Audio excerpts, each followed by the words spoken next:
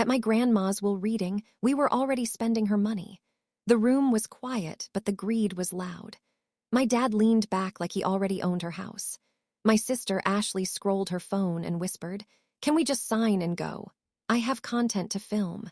Then the lawyer, Mr. Dalton, cleared his throat. "Before I read the will," he said, "your grandmother asked me to begin with this."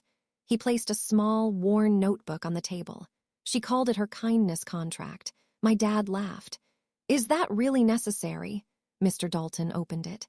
Eleanor Hayes recorded every visit, every call, and every cruel word for the last 18 months.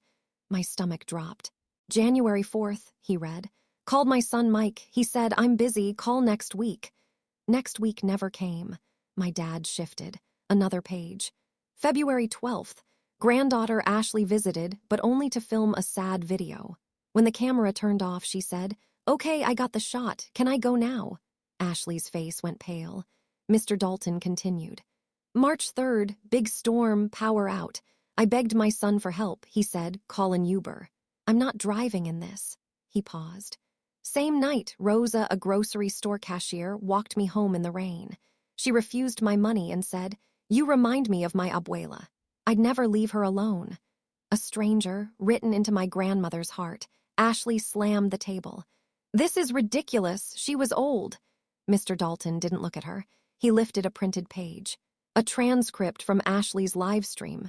He read, "She's basically a walking inheritance. I just have to pretend to care." Silence. Then the will. "To my son Mike, who is always too busy, I leave $1. My father went red. "To my granddaughter Ashley, who performed love for the internet, I leave $1.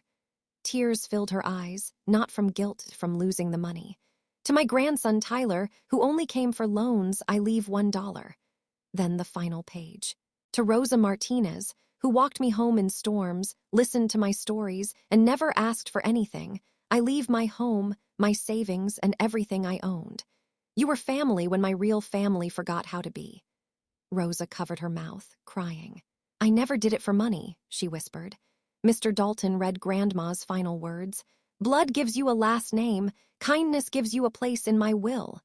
We walked in as heirs. We walked out as strangers. Grandma never raised her voice. She just let Karma sign the last page.